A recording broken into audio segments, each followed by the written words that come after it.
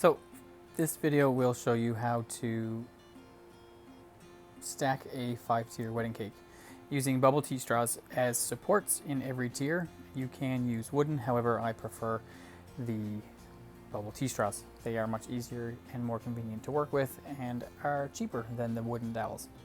So you'll notice as I'm chopping these straws here, I'm using the same one to do the measuring, and it's the one that has cake in it. So that pink straw was previously measured at the highest point on the cake, just to ensure, I mean, every cake is basically level at this point, but I do give it a little eye level test just to make sure there's no high points, and if there is, that's where I measure the very first straw from. And then I take every measurement off that particular straw. So then I'm making sure that each one is the same.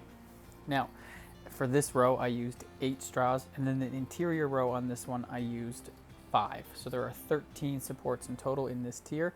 It's a 14-inch round, and it will have 4 more tiers stacked on top of it. I do like to caution on the side of more is better in this situation, just because we want to make sure that the cake is not going to collapse on itself. You'll see here I show you, I get down at eye level just to spin it to make sure there are no high points. But here I'm just laying out how many straws I will need. And for this tier, I believe we use 10, 7 around the exterior and 3 on the interior. Just checking for high points. Everything seems good, so we measure it off of that one, pull it back out, and the cake inside, that's what's going to let me know that's my straw that I use to guide. And this video is sped up twice as fast, so this whole process only took me about 22 minutes. This video is about 10 minutes long, but again, it's showing you how to support each tier and then stacking them and then supporting the entire structure from top to bottom with wooden dowels.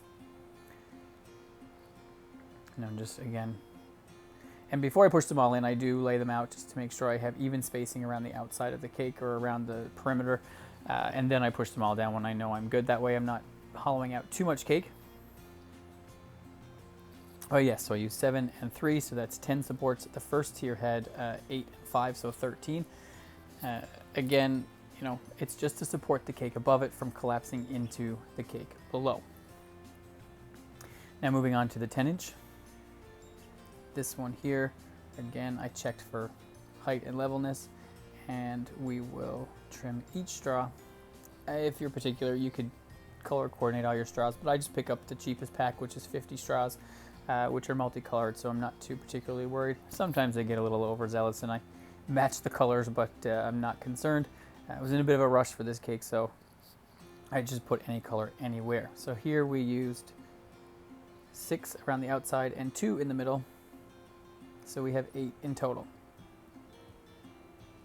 And pushing them down. Now ensuring, you'll see sometimes I'll use 2 fingers and sometimes I'll only use 1, but you want to make sure while you're pressing these straws down, you're pressing them down completely straight.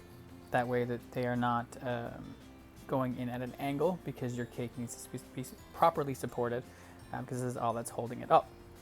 Now for this tier, this is the 8-inch tier, so it's the second from the top. I only use 4 straws because it's only supporting a 6-inch cake on top of it, so it doesn't need a crazy amount of straws, and 4 will certainly do the trick.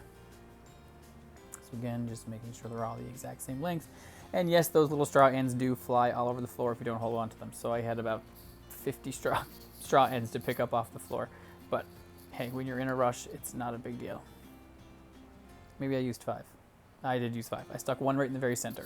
4 would have done the trick, but again, I traveled about 30 minutes with this cake, so better safe than sorry. So now we're stacking. So these cakes are American buttercream, and they were chilled in the fridge for about a half hour, 45 minutes, which will firm up the buttercream enough to be able to handle it. So here I am just separating it from the acrylic disc. There is a cardboard disc under every one of these tiers, and I'm using just my hands and by sight just to make sure that I get it in place. Now I did set this one a little bit too far forward, so using a small offset, just able to rearrange that to be centered, and you can see that I stick my hand to the side of the cake without any issues because the buttercream has firmed up. Now taking some extra buttercream that I have in a bowl to the side there, I'm just going to get all the extra air bubbles out of it by spreading it out onto my table, and I'm going to, with this pattern, it's really easy, or with this buttercream finish on the cake, it's really easy to seam these tiers together. So taking a little bit of fresh buttercream, trying not to dig too deep because I will damage that cold buttercream. I'm just filling in that gap and making it all one seamless cake. If you dig too deep into the cake with your spatula at this moment, because the buttercream has been rested, you will damage that buttercream finish. So the next tier here is the 10-inch tier. So we have a 14 on the bottom, then a 12, and this is the 10. Again, just separating it from the acrylic disc that I use simply for moving the cakes around. And again, they're on a cardboard, so you can see it there. And place that center. If it's not quite center, using your offset spatula, reposition it. And then using a little bit of fresh buttercream once again, seal those tiers together. And I did travel with this cake fully assembled. Now I do understand that not everyone can carry these size cakes. This cake was about 70 pounds once completely stacked, but it traveled completely safely. It went about 20, I think it was 22, 23 miles and about 30 minutes in the car, stacked in this method, and I did not have any issues. Again, while stacking, you want to make sure that your cakes are nice and cool because they will be easier to handle. This is the 8-inch cake going on now. And again, we just want to separate it from the acrylic disc to make it easy to maneuver. And right up on top there. Reposition it to where you feel it needs to be. And then just fill in that gap. So you can see it there slightly on the front side by the camera. There's a little bit of a gap there in the buttercream. That's what I'm doing now, is filling that in and making it one seamless cake. It doesn't take a lot of buttercream to actually do this. It's just a little tiny bit at a time on your spatula.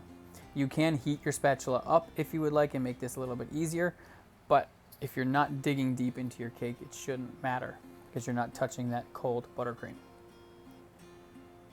Go all the way around the tier. The cake's getting heavy at this moment, and it's not on a turntable because it's so top heavy. I didn't want it to tumble off the thing. So this is the 6-inch and final cake. Again, just checking the cake, placing it on top.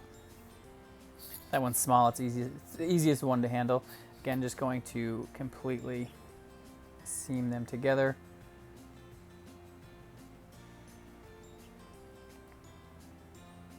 And because I actually you'll notice I didn't separate that one from the acrylic disc. Right here where I came around to the front side of the cake, there was a bigger hole in the buttercream because it actually stuck to the acrylic disc, which is off to the side of the cake, and you can see that little lump of buttercream. It pulled from the cake because I did not disconnect it from the disc. So it is important not to skip that step. I was just in a bit of a rush, forgot that step. However, a little bit of buttercream and it's all good to go. Now next I'm just measuring for, and I'm just rough measuring because if it's a little bit too short, it's not a concern, but I dowel my cakes instead of from, I guess, putting the dowel in the board and stacking everything over a center dowel. I always dowel from the top down. So I'm cutting 2 dowels that will be placed off center on the cake. So I don't do one center support dowel because I find you still get some wiggling around the center dowel if you only do the one. And now if I am doing a cake that's traveling a longer distance, I will build a wooden board and I will use a threaded rod. However, for wedding cakes such as this that aren't going quite that far, I just use the wooden dowels, and I'm sharpening the end of it now with a box cutter because you do want it pointed, because again, these cakes all have cardboards underneath of them, and you want to make sure that it's going to be pointy enough to go right from top to bottom. Again, getting my second one, measuring it off my first, cutting it to the length that I need. So I'm just scoring it really deeply with that box cutter. You can get a small box or angle cutter saw to help you with this. However, I just use my box cutters. This is a 5/8 inch dowel that I'm using here. So just scoring it, then I'll snap it and clean up the edge and sharpen it. And once it's sharp, I will place them down through the cake. Now, these were wiped down. So when I purchased them, I always wipe them down, and I'll wipe them down again before I place them in through the cake. They're not in the cake long enough. This cake literally went, as soon as I stuck these dowels down through, it went straight into my car and we went straight to the venue. So I don't overly enjoy wood staying inside of a cake for hours and hours and on end, even a couple of days. But for this purpose, it simply went right into the cake, right into my car, and straight to the venue. I do leave them in there while they're at the venue, but they're not there long enough for me to be concerned about the wood.